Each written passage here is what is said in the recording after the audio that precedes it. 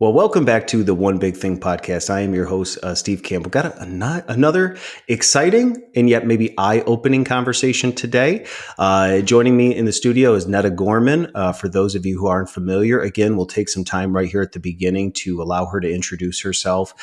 Whether you're a fan of Netta and her podcast, or you followed her online in her journey, or you are brand new to the One Big Thing podcast, this is an interview style show. It's a storytelling show where my job as the host is to pull the best parts out of people's life and experiences to help you as a listener realize that life is not always this rosy picture that you see on social media and on the internet. But there's real people that go through real things, but there can still be success, triumph, and victory in it.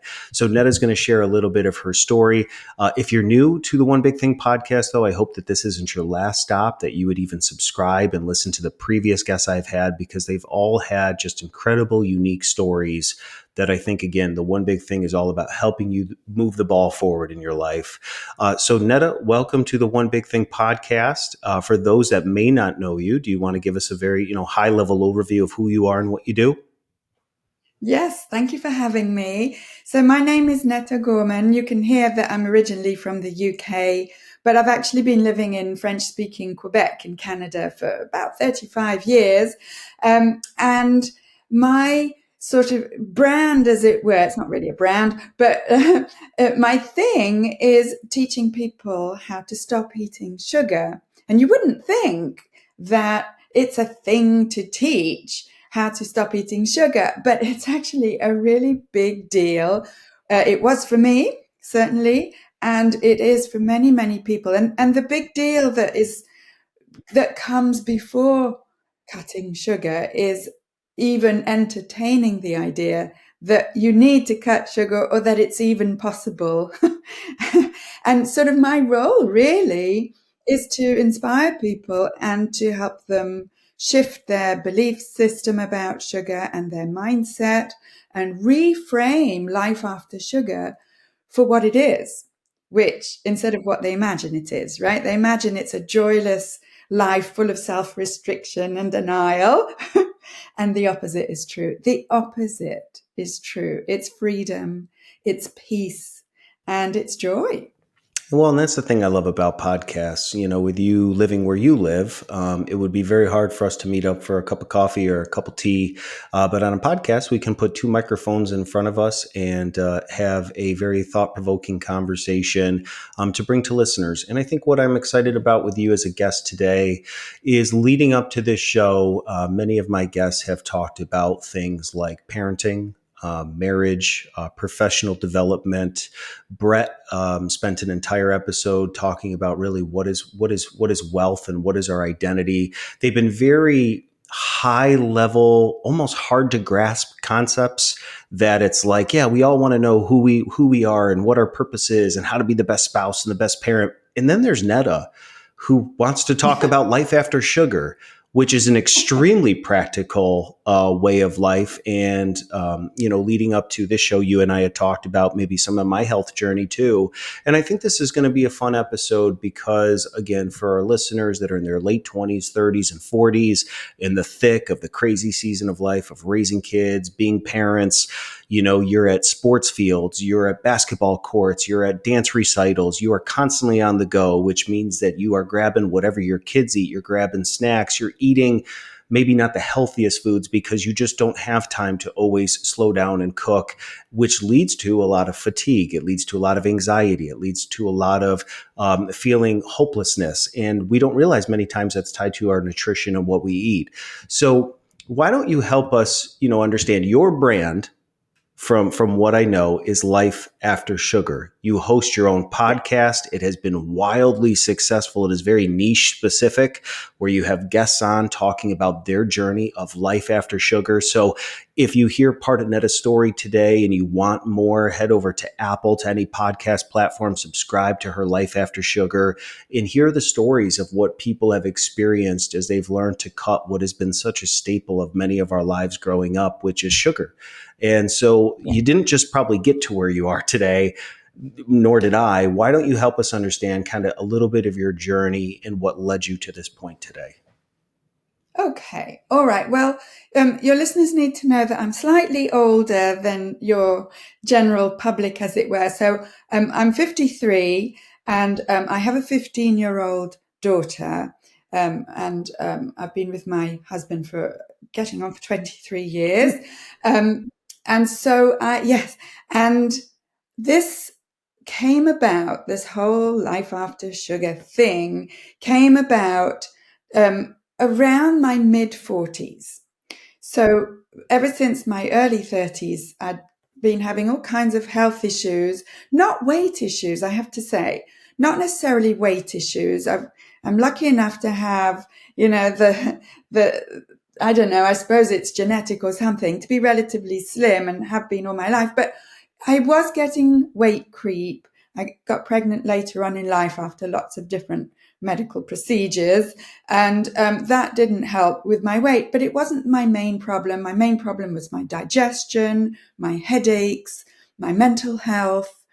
And basically, I got to my mid 40s and I felt like crap, right? No pun intended, but my digestion, I had chronic constipation. I was going to the bathroom once a week,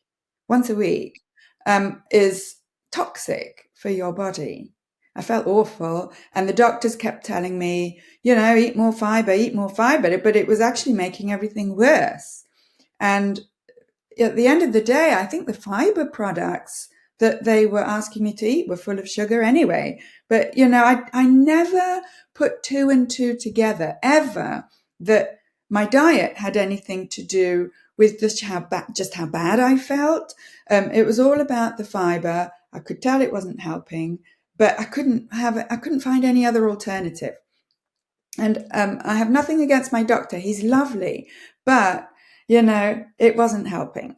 So eventually I got some advice to cut sugar and flour and sweeteners for 2 weeks, not from my doctor, but from a nutritional therapist. And I just said, no way. Are you crazy? Like, why would I do something like that? What has sugar, flour, and sweeteners? That's in everything. So are you basically asking me to stop eating or what? And plus, I felt so bad that comfort foods were my only comfort. And it was like someone coming along and saying, oh, you feel bad? Here, let me cut all the sources of comfort in your life. you know? So I resisted and I said, no, I'm not going to do that. Give me a proper solution. And in the end, you know what happened? I didn't change anything and nothing changed. Right.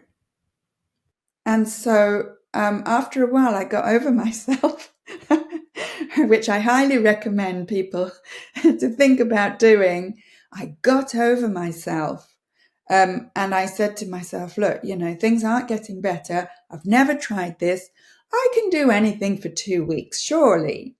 I've traveled around the world. I've changed countries. I've held down a good teaching career for getting on for 30 years. Surely I can give this a try for 2 weeks. And then my other bit of my brain said, no. But I did it anyway. And that's the other piece of advice I would have for people. Do it anyway. Even if you don't believe in it, even if you don't think it's going to work, even if you can't see the point, give it a try. Yeah. Well, and there's so many people that I come across in my life that they're just not happy with themselves. They're not happy with the decisions that they make, the choices that they make.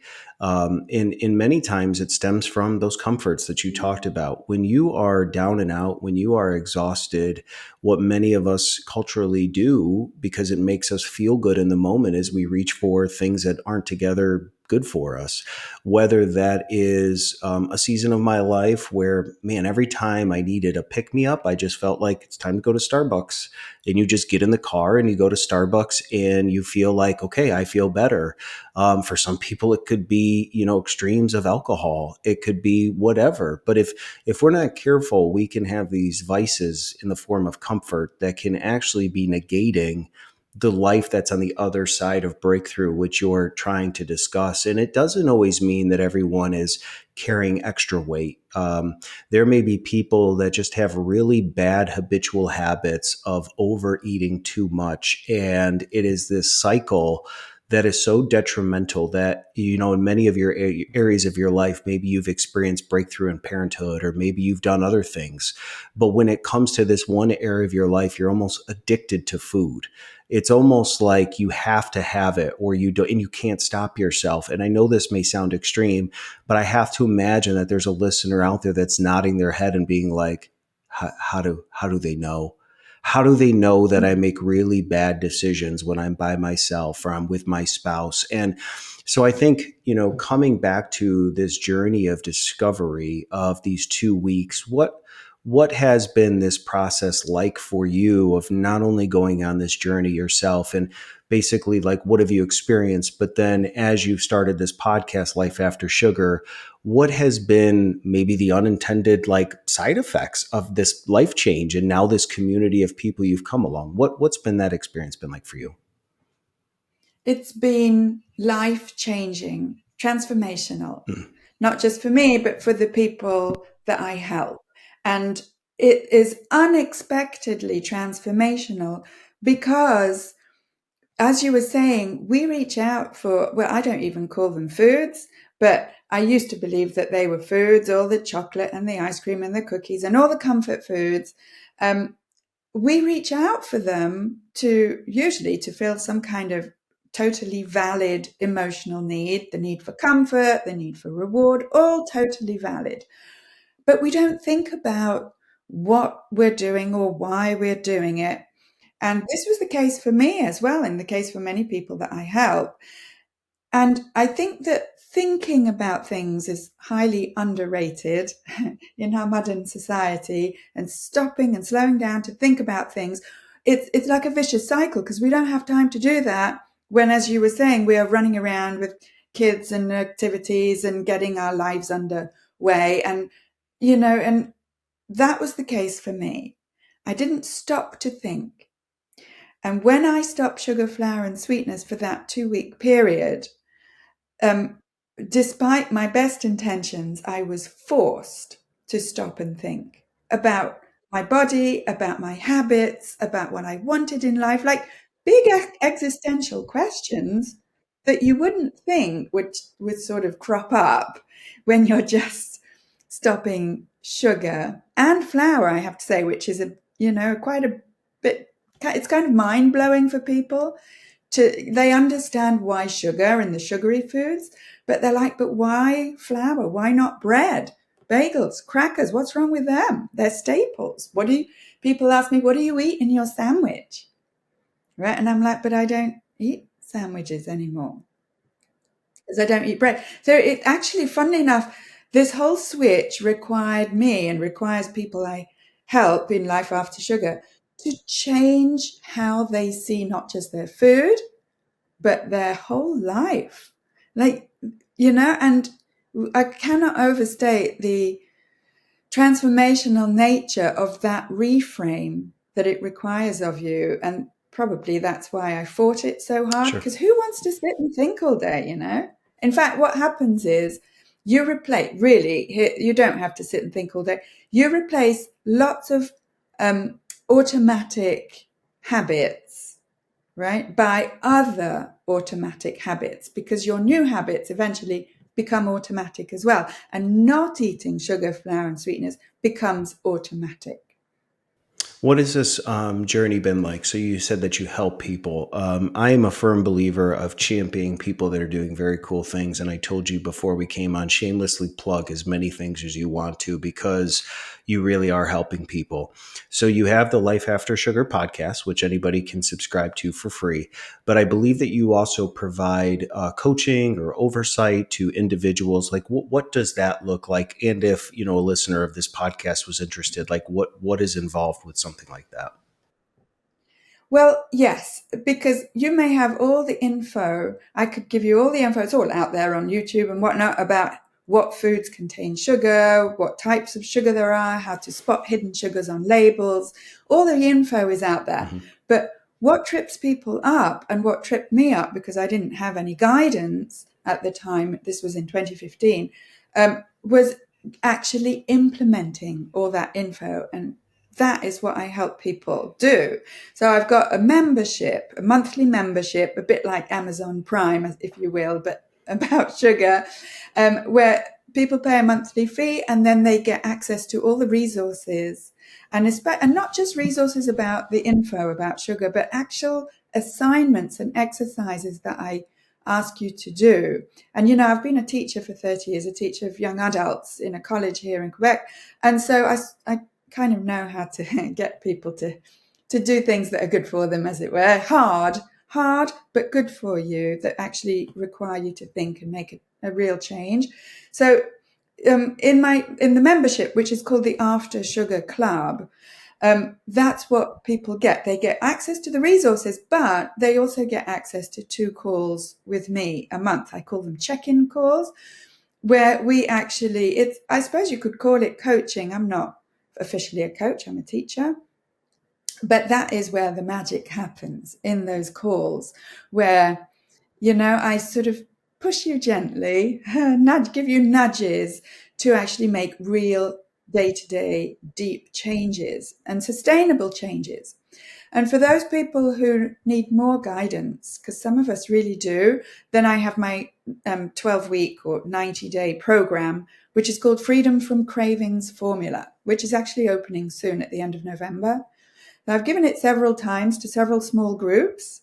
It's specifically geared to women over 50, but I've actually got people in there much younger than that. And I say over 50 because usually that's when we start having time to think of ourselves and to take care of ourselves, especially mothers. But honestly, if you get there earlier in your life, more power to you. Come on in. And really, it's weekly calls with me, and I actually hold your hand and guide you through all of those assignments and exercises and videos I've made. And I have a structure to it. It's a formula to help you over 12 weeks get to freedom from cravings. And then you get a year in the membership for free anyway, included for implementation, because it takes time. We tend to want to do things overnight, but this takes time. If you're not a tech person, the only thing I can think of while you're talking is if you're listening, you may think, okay, so if I just cut these few things, I'm going to free up, mental capacity to do other things. And the answer is absolutely yes. And if it's hard for you to conceptualize, like, how does it actually work? If you've ever been on a computer and you've hit that wonderful Control Alt Delete, there is a function called a task manager. And when you open I'm not a techie person. When you open Task Manager on your computer, it actually shows you all the apps that are currently running on your computer, whether you are actually interfacing with them in real time or they're running in the background. It shows you how much data and how much memory and how much energy it is taking to run those programs and functions. And if you've never looked at it before, it is actually fairly shocking when you see what seems like harmless apps are actually consuming the majority of the data on your computer. And that if you will actually close that program, how much faster your computer will run. Okay, what does that have to do with sugar? Maybe you're an iPhone user. If you actually hold your phone down on the home screen, it will actually reveal how many apps are running in the background on your phone at one time. And if you've never done this before, it's actually kind of uh, you enjoy it because you have the ability to now go through and literally close every app that's been open. And you may think, like, well, what does this have to do with anything? Even the things that we don't see in life could be sucking energy and data from us, whether they are conscious or whether they are mindsets. And you may not realize that that small window of time throughout the day that you continue to make unhealthy choices, even though it might seem so small and so minuscule, is actually jeopardizing and sabotaging the other parts of your day that you don't realize. Which, when you wake up in the morning and you have back pain or you have migraines or joint discomfort or brain fog, You literally, whether you're a mom, which I totally get moms, I absolutely love you as a dad to 4 kids under 7. My wife is a rock star and my best friend. I understand how hard it is to be a stay-at-home parent. If you're a dad, there's just times when you're raising kids where you can't remember a thing. Brain fog is real. I mean, you can't remember a story, you can't remember details. And what if you actually realize that it has to stem from what you're consuming via food and what you're intaking, and not just food, drinks, sodas. There's so much sugar. And I think what I was excited about as part of this journey with you, Netta, talking today, is what I love about your story, which was very similar to Dana Casperson, who I had as a guest on this show. She was a world renowned, award winning choreographer and dancer, and literally went to an event, and that was a dance studio. And at that dance studio, there was a gentleman there that talked about conflict and how to use, or dance as a means to overcome conflict. And a light bulb went off for her. She did not come into that event thinking about conflict. She was just at the right place at the right time, gathered new information, and realized this is part of my purpose. This is my passion. And that launched her into writing a book about the 17 ways to overcome conflict. She is now doing TED Talks. And I think it's kind of cool because it's part of your story too. You've been a teacher for over 30 years, and in 2015 discovered life after sugar. And you now have an after sugar club, which I feel like you guys need jackets. You know what I mean? Like, just to get people excited. But you have members, you have people that are subscribing to Netta Gorman and your strategies. And you didn't go to school for this. You literally just got to a place where a friend or somebody said to you, Netta, you might want to consider cutting out these things, the nutritionist, and you did. And now you have a podcast, and now you are helping inspire so many people. So why do I say all of this? There are so many people out there that feel stuck. They feel unnoticed. They feel forgotten. They feel less than. They're seeing what everybody else is doing, and constantly, whether they admit it or not, measuring themselves with a barometer of how successful they are, how much money they have. And it may not always be tied to what you do for a living. It might actually be tied to a passion that you have on the side, that we just never know when opportunity is going to strike for us to do something that could completely, you probably couldn't have called when you started 2015 that year, that all these years later you are going to be hosting a podcast and doing what you're doing. So like, what does that journey, because I'm curious, what does that journey look like for you? So obviously you cut the sugars, the sweeteners, the flours for 2 weeks. Like, how did you get to a point that you just discovered, wow, there's a real need out there to have somebody step in and offer, coaching or membership? Like, what was that process? How long did it take you to actually say, from inception of an idea, like I could do this, to like actually doing it? Like, what helps Yeah. somebody that needs a spark, that's been sitting on this idea for a long time, and they just, whether it's doubt, whether it's, I don't know if I can do this, like, how did you, teacher, 30 plus years, get to this point of being a podcaster in life after sugar? Yes, and I'm still a teacher, by the Yes. way. Well, yes. Um, Here's the thing. I thought it was going to be for 2 weeks, right? And I could handle, as I was saying, I could handle doing anything for 2 weeks. And then I felt so good. I mean, it wasn't a smooth 2 weeks. I had the detox symptoms and in the first week. But then after the second week, I felt so much better. I decided to carry on another week, another week, another week. And it's like I was being relatively public about it, just on my own Facebook wall. I'm not at all well known at the time. And people were like, it was attracting attention. People were saying, how are you doing this and continuing to do this? And I was like, well, I just feel so much better. And I just want to see how far I can push this thing. Anyway, I like the attention as well, I have to say.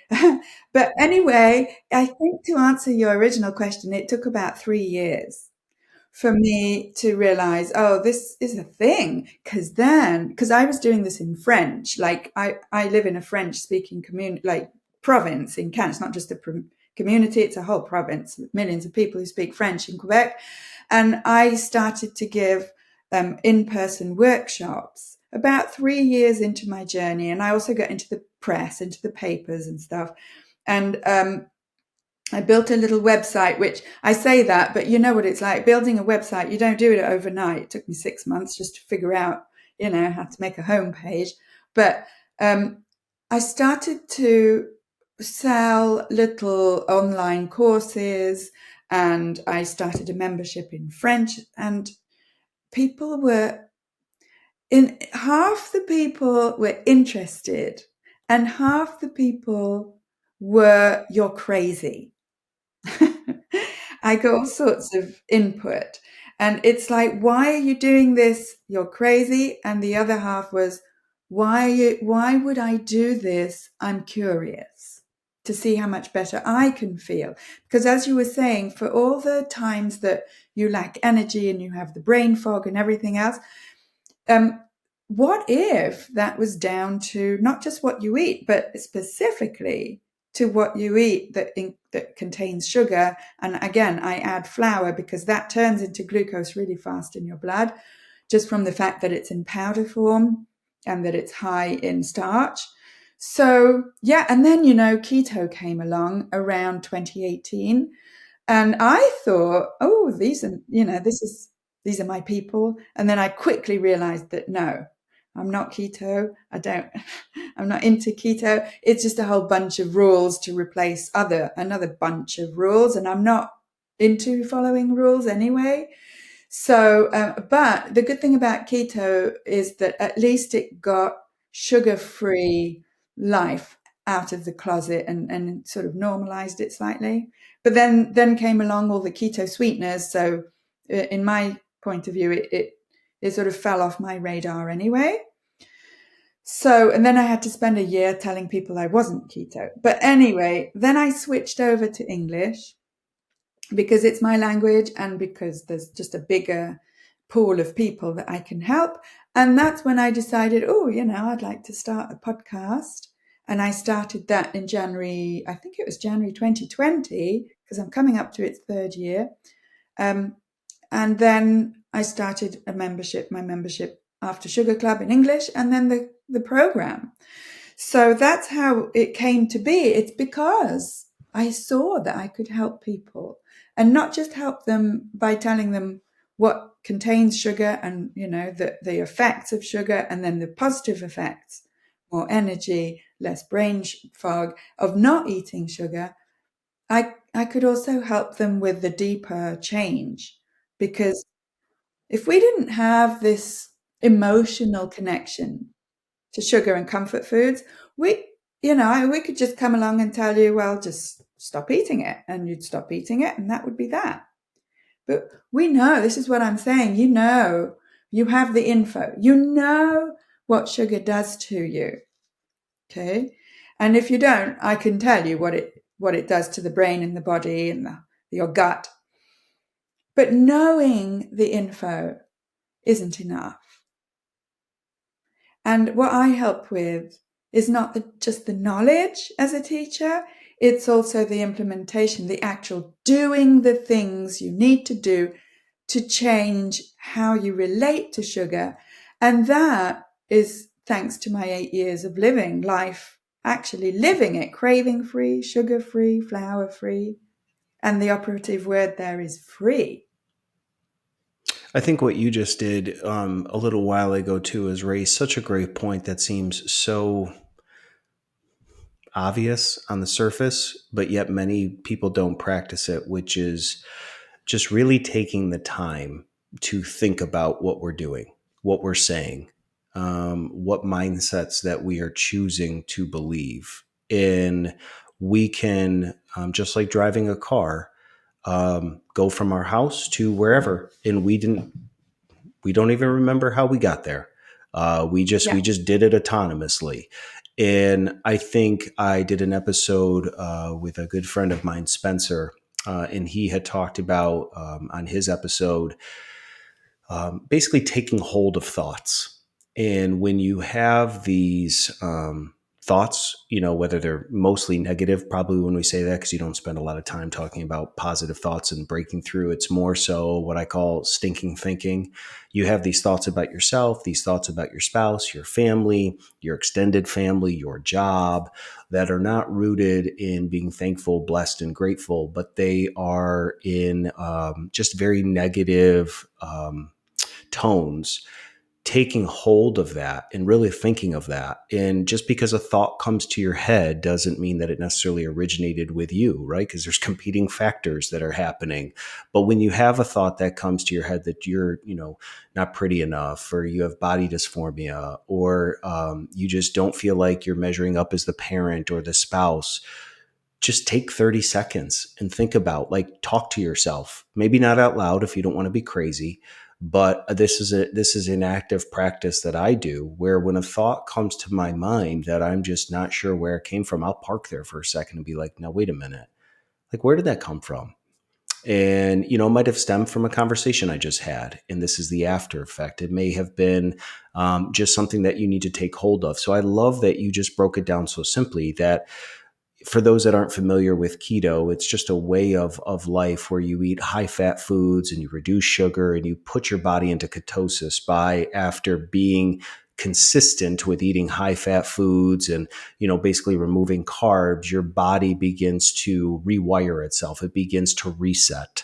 Whether you're for it or not, I think what it is, though, is it's a change. It's a discipline. It gets you out of a mode of, I don't like myself, I'm overweight, or I'm not overweight, but I just have cravings, or I just don't feel good. I don't want to be in a bathing suit. I don't want to go to the gym. I don't want to get out of bed. I'm depressed. Those are all real things that we many times don't have the space to really talk about. If you want to break free from that, then you have to do something different. You are not going to literally wake up today and just have positive thoughts and say, I'm going to go change my life. Many times it takes a disruptive action to get you out of it, whether that's keto, whether that's being mindful of sugar, whether that's developing a hobby, whether that's getting counseling, because you just realize, man, you have been affected by your upbringing or things that have happened. You need to do something different. And we're all believe that we're more capable of things, and sometimes, if we're being honest, that we're not. And whether it's keto, whether it's life after sugar, I think what this episode is going to do today, of whether you've been in this lifestyle like Netta and you can raise your hand and say, I've never felt better, or you just came on this episode to support her, or because you found it in your podcast list and you wanted to give it a shot, take this information for what it is. Because I think it can be very life-giving and life-changing. That what if these small habits of reducing sugar, and I want to get into the practicality of this to help kind of paint a picture of where people are. The practicality of it is so life-changing. But I think what we struggle with, as parents, as spouses, is maybe you are a Monday warrior. You went to bed Sunday night wanting life change. You woke up on Monday and said, today I'm going to start eating clean, and then Wednesday night, you go out with friends and, the menu's put in front of you and you're like, shoot. All right, I'm going to get, this and I'm going to eat that. And then you do that and you start fresh. And then 3 days later, you're hungry. So you reach for things like how do you begin to unwind or create consistency? Because I would have to imagine that as you begin to reduce sugar, the whole idea for that 2 weeks was to really not have sugar, sweeteners, and flour, because you almost have to detox, like you said, your body from having those things. So, like, what are some practical things that if somebody said, I'm willing to do this, but I also have kids at home I have to feed. I also have a spouse that may not have listened to this episode and just loves candy. Like, they're not going to want to do this with me. Like, what does it look like steps wise to begin to see this change? All right. Well, I think the first thing to think is that what goes into your mouth doesn't go into others' mouths, and what goes into their mouths doesn't go into yours. So what you decide to do for yourself, everyone else around you, including your family, doesn't have to do the exact same thing. So that already, I think, is some kind of self-sabotaging behavior or thought where you're like, well, I can't do this because my spouse won't do it, my kids won't do it. It's like, well, it's your mouth and it's your body, Mhm. right? So nobody followed me when I did this. Nobody. I was the odd one out, and I kind of enjoy being the odd one out. So that suits my personality anyway. But if your family members, your spouse and close family members, if I, in my way of seeing things, if they love you, they want you to feel good. The reality is that they can love you and still unwittingly want to sabotage you because it makes them Hmm. uncomfortable. And then we get into a lot of dynamics there where these things come out, during the time when I give my program, where that people are like, well, my spouse wants to support me, but he brought home candies. Or, I asked him not to, but he did. And, he forgot or whatever. So there's a whole bunch of conversations that need to happen when you make this type of choice. But the bottom line is you're making a choice for yourself. And it may feel selfish to do that. And if so, so be it. In a way, there's nothing wrong with being selfish. You're looking after yourself. It's a form of self-care.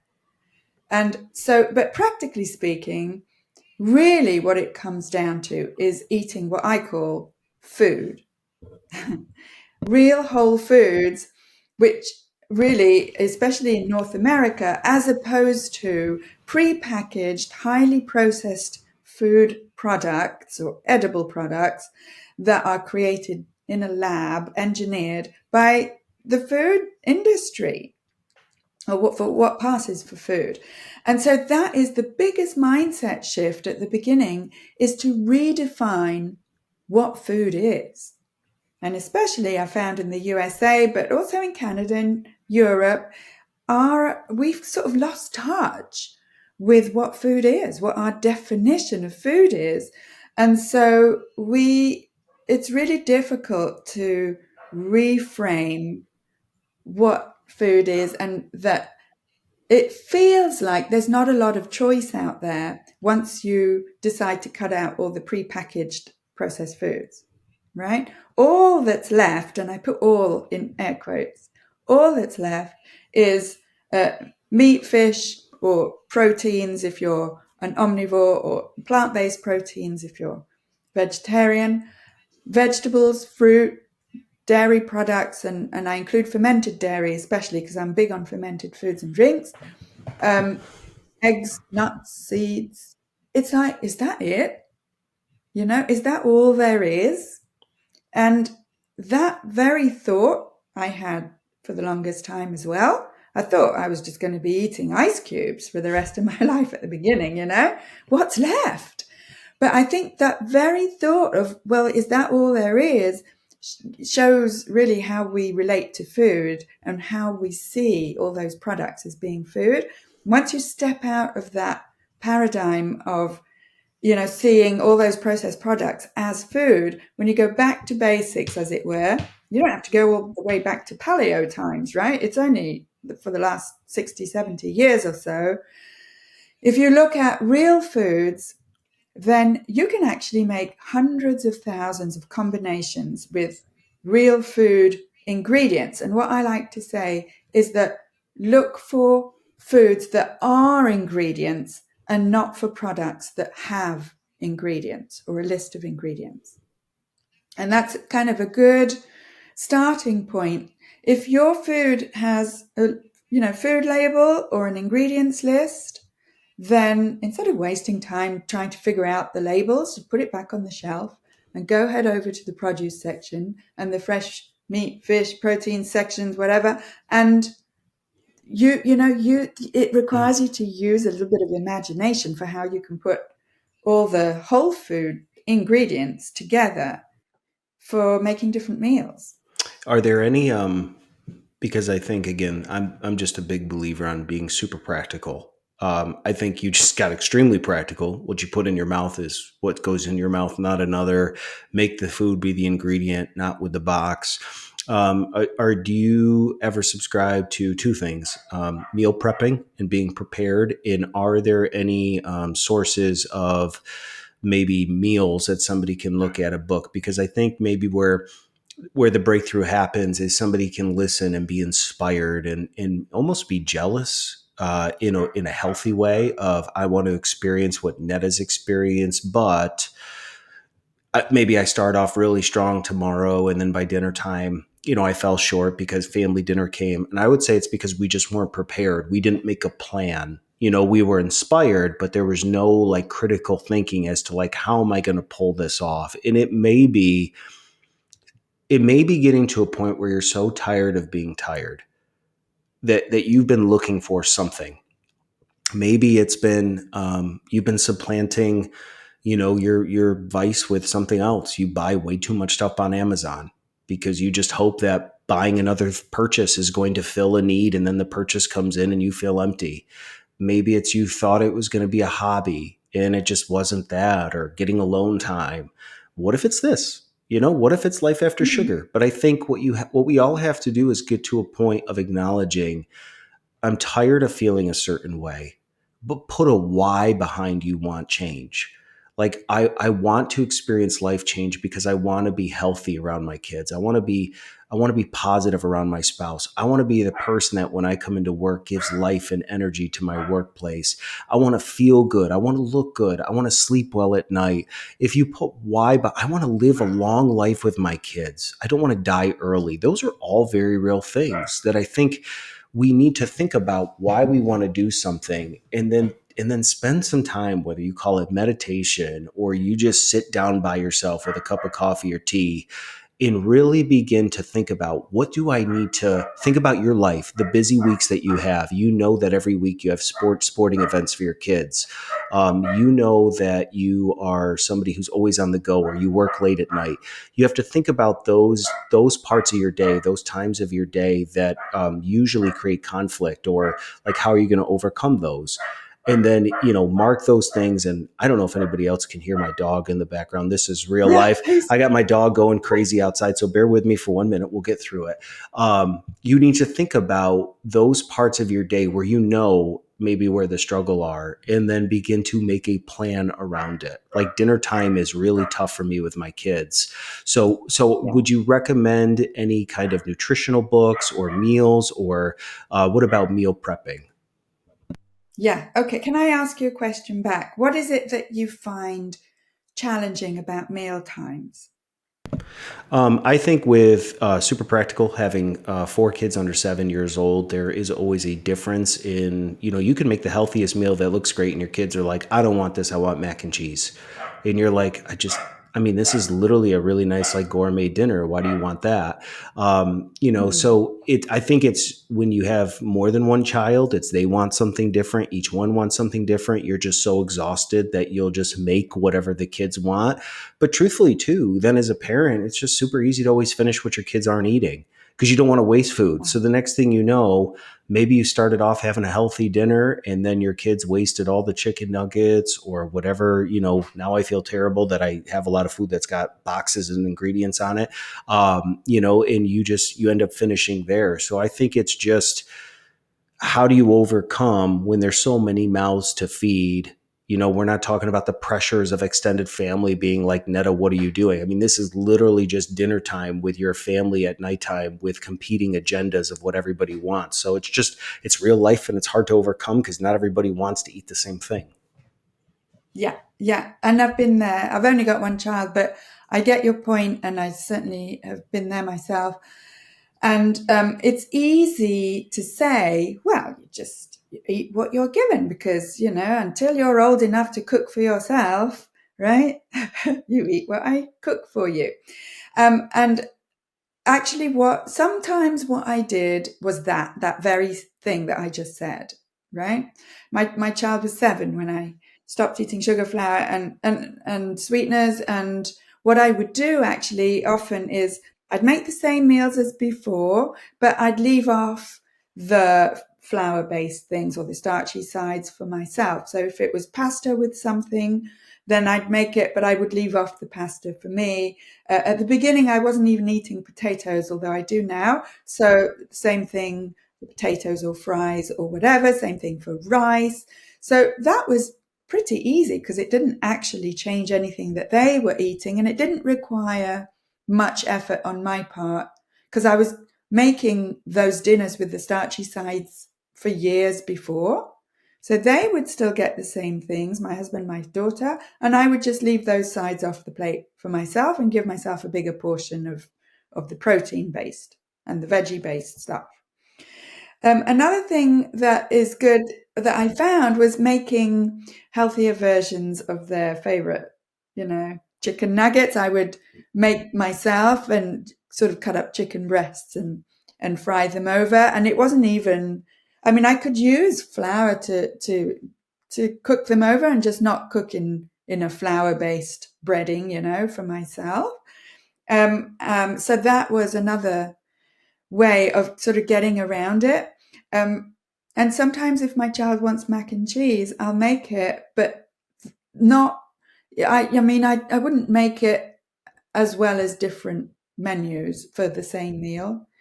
And the other thing I had to get used to was that if she refused to eat something, then so be it. And I had to believe, because I was giving her good food the rest of the day, that refusing to eat some dish wouldn't result in her dying of starvation. And that the whole issue of hunger is probably much rarer than we would imagine, especially in North America, where we are overfed and undernourished in general. And so I'm not saying, don't feed your child, far from it. What I'm saying actually is reframe what we give to our children as being, am I nourishing my child, rather than am I just giving them something to chew and swallow? And funnily enough, when you do reduce or cut sugar and flour, that sensation that you have, you and your children, that sensation that we interpret as being hunger, is not actually hunger, because you've been eating 3 times at the very minimum per day. That sensation is very probably a blood sugar spike and crash, which you don't get to that degree when you're not eating foods that spike and crash your blood sugar levels. And that reframe was huge for me. In fact, I realized after just a few days of not eating sugar and flour and sweeteners that, oh, I'm not feeling hungry. I don't want to eat or reach out for snacks. And my child, within a few weeks or months, at the age of 7 or 8, said to me, Mum, can you stop giving me snacks for school? I'm just not hungry because I've eaten a good breakfast. This is like an 8-year-old. I've eaten a good breakfast, nourishing breakfast, eggs, meat, whatever. And I'm eating lunch. And if I snack, I won't be hungry for my meals. She got it before the age of 10. But because I slightly changed, yes, what she was eating for breakfast, gone were the cereals and all the sweet stuff. And she was getting, full fat plain yogurt with some fruit and bagels with butter and some kind of meat or cream cheese or some kind of fat, good fats into her and proteins, which means just like an adult, her blood sugar wasn't spiked as much right from the beginning of the day, and she wasn't getting hungry. And that was the exact same thing that I experienced and that thousands of people that I've helped have experienced, because it's human biology. It's nothing magical. It's human biology. And this is when I started intermittent fasting, just naturally from not feeling hungry, because I wasn't spiking my blood sugar. And lots of people have told me and have attested to the fact that when you cut all those processed foods, most of which contain sugar or flour or some such form, you naturally feel less hungry. And you're naturally eating more nutritious foods. So again, you're naturally less hungry because you're actually nourished.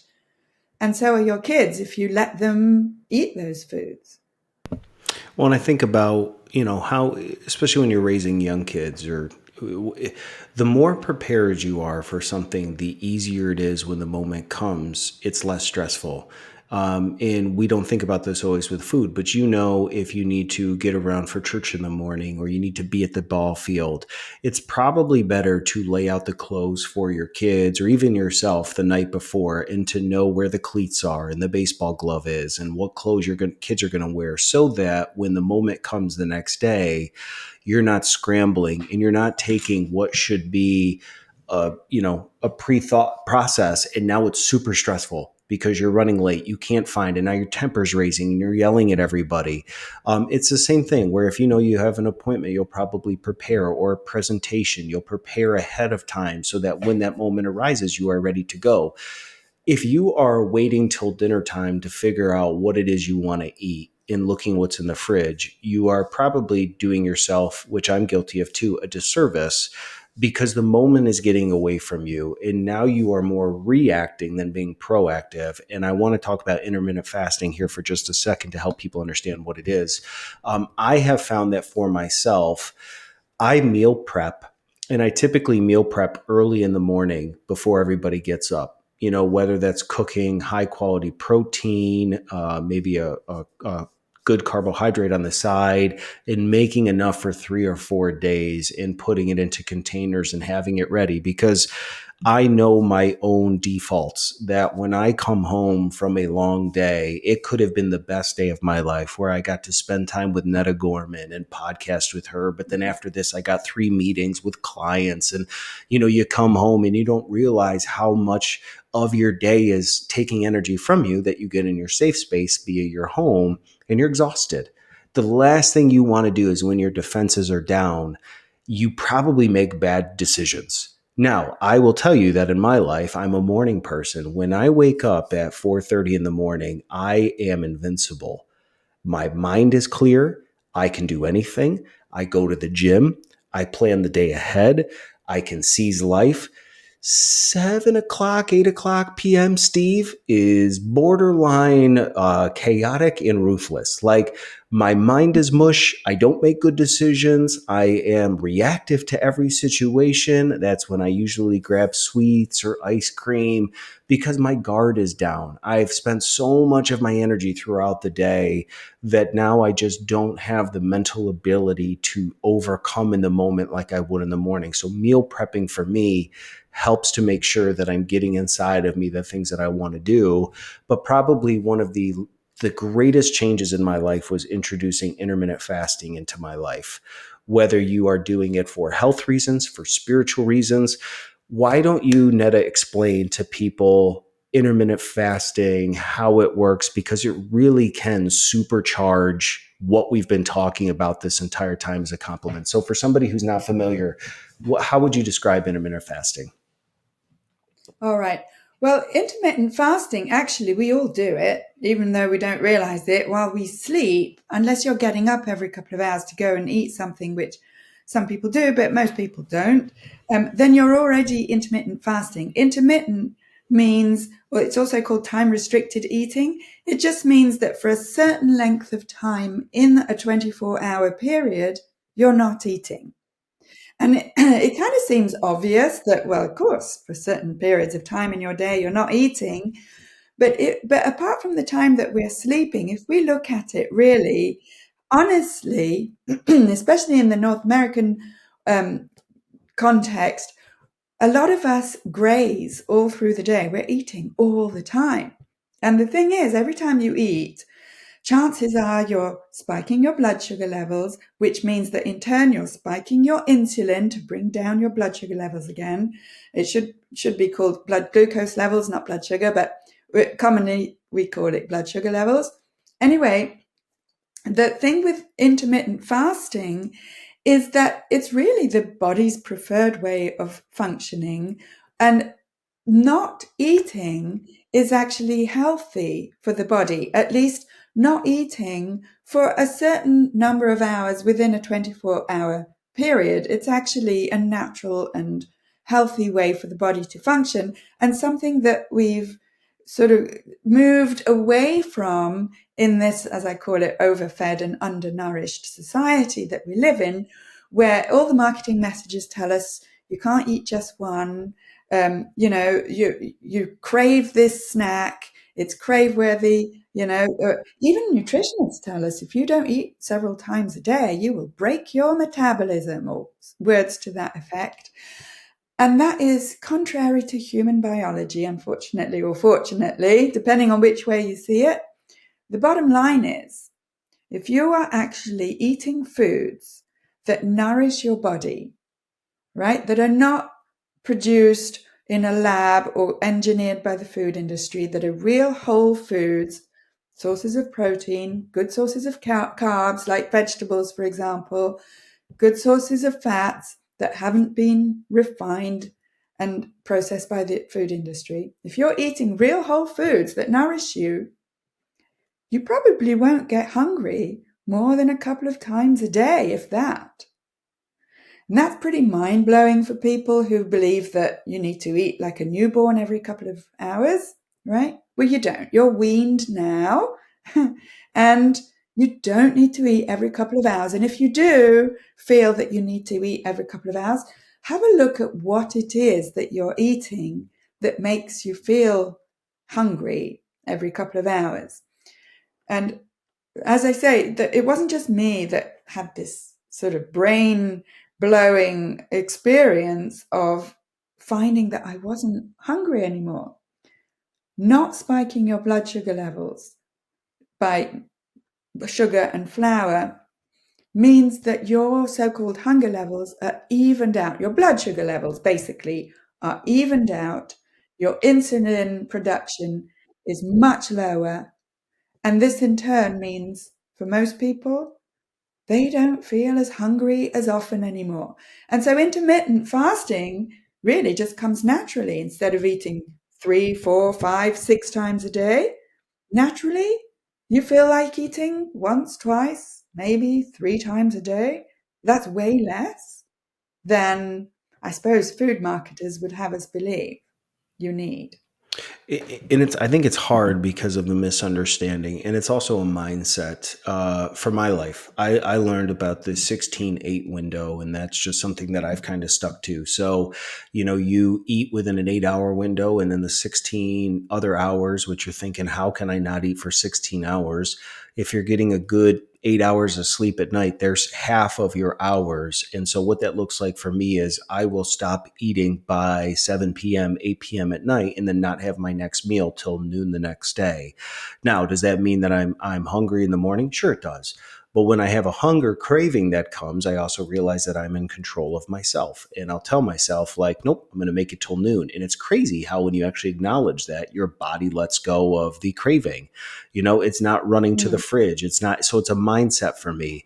And what I have found is that through implementing intermittent fasting, I am more aware about all aspects of my life, not just the food. That my mind is sharper.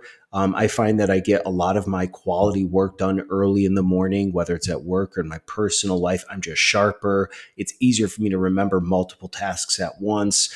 When hunger comes, I just, push on and I tell myself I'm okay and it goes away.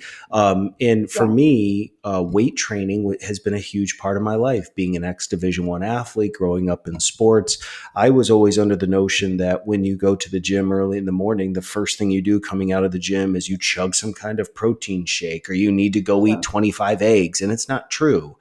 What I think is Mm. hard, though, is understanding well meaning medical journals, health nutritionists, even down to a journey that I'll talk about someday down the road is how I changed what I wear on my feet and kind of what's been involved with that. But just when you have well-meaning individuals, doctors, nutritionists, friends that tell you like, nope, this is the way that you have to do it. Why not try change? And intermittent fasting is a way that makes you feel more in control and more disciplined. That food, which I love that you said over and over again, we're overfed and undernourished. Food does not have to be a source of pain. It can actually, as my dad always said growing up, food can become a source of fuel that helps your engine to run. But just like a car, if you're putting the wrong type of fuel or you're not taking care of it, your car cannot function and run. You cannot be the best version of yourself for yourself, your spouse, and your children if you are constantly putting garbage into your body and hoping that this engine of yours is just going to run at high octane. It is not going to happen.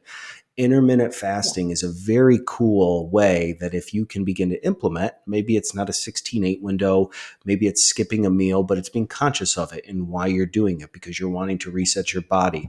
There are tons of YouTube videos out there and speakers other than Netta and I that are probably far more qualified to talk about this, intermittent fasting. But don't be afraid to try something different. Consider giving it a try. In I'm just thinking about a few things in my life as we bring this. Ned, I'll have you begin to think about your start, stop, continue here for a second as we wind down. What I have found in my own personal journey when it comes to maybe not, I've struggled with life after sugar. I've never totally cut sugar out for 8 years of my life because I'm going to be honest, you go to a birthday party, sometimes you want a piece of cake. It's just like hard to sometimes stay super consistent, but I've implemented intermittent fasting and there's definitely been seasons of my life where I've been disciplined. What I have found is the farther away you get from a decision that you made, meaning that this day, I'm going to reduce or cut out sugar in my life, as you get 3 days out, 1 week out, 2 weeks out, 21 days out, 6 months out, what's wild is how your body begins to reject what something tastes like because you've been starving it of something that you'd be surprised that you will no longer crave candy, sweets, and desserts.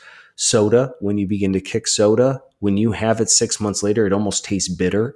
It's wild how your tongue, your taste buds, your senses will begin to reset to a more natural state that it should shock all of us that when we have it, it's like, oh, this is not good. Mm. So I hope that this episode has inspired you maybe with a different train of thought, because this isn't about like being the best parent or the best spouse or being the best worker.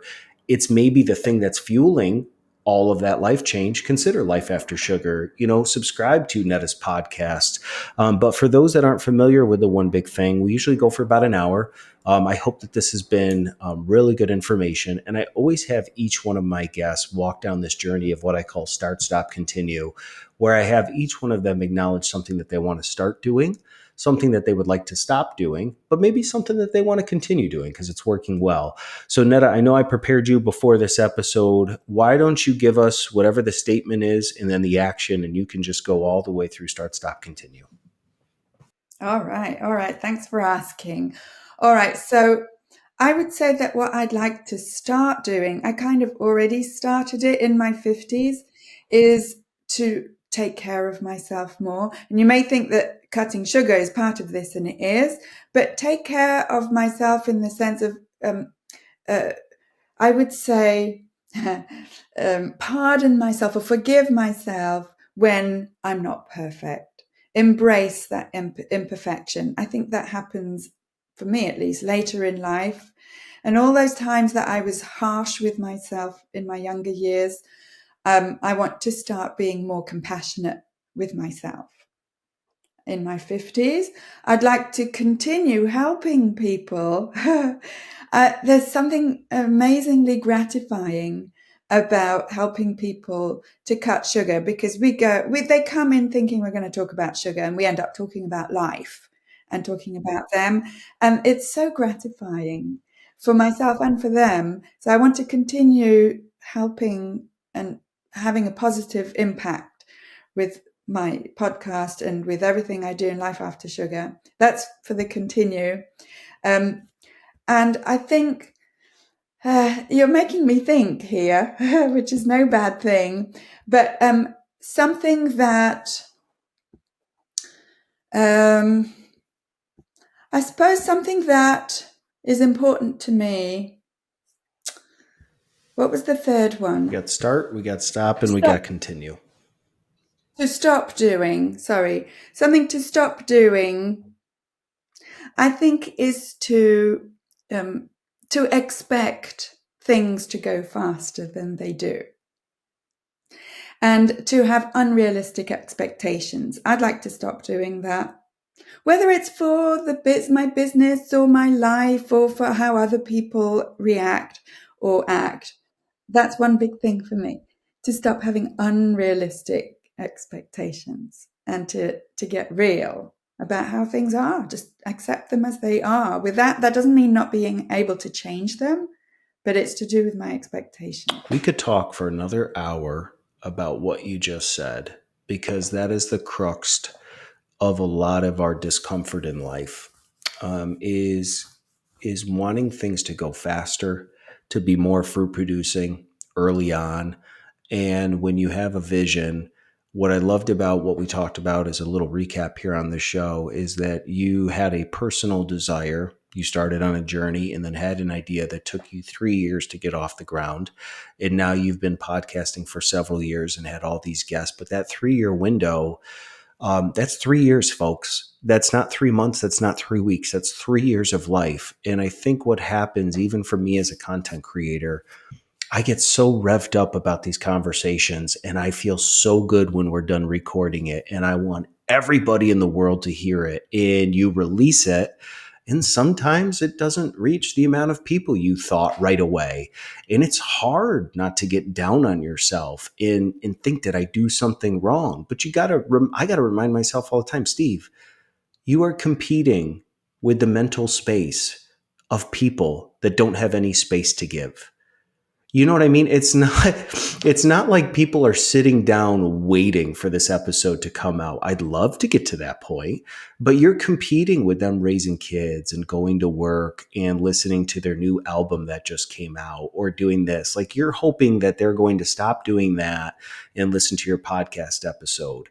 And it's just easy. My wife is my best friend and many times my source of encouragement because I get down, I get discouraged, not just with podcasting, with other areas of my life, trying to eat clean, trying to lift well, trying to take care of myself, having 2 really good days of eating clean and expecting to lose 10 pounds. Like it doesn't happen. And I think I love that point that you shared because if I probably, for many of us, revealed the areas of disappointment in our life, it's that this timetable that we have in our mind or the expectation doesn't always match the experience. And I think it's very hard for us to understand why because our hearts are in the right place. So I appreciate you sharing that here at the end. And if you have enjoyed this time with Netta like I have as the host of this show, I always don't forget you can check the show notes at the bottom of this episode. I will have contact information for Netta, for her website, for her podcast.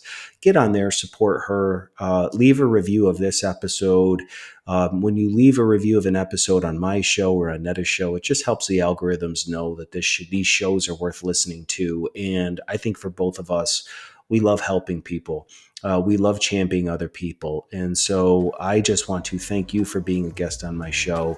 Thank you for being open and available. I hope that this show leads to people going to follow you on your journey of life after sugar. But folks, thanks for stopping by The One Big Thing. I hope that this episode has inspired you. And until next time, thanks for being my guest.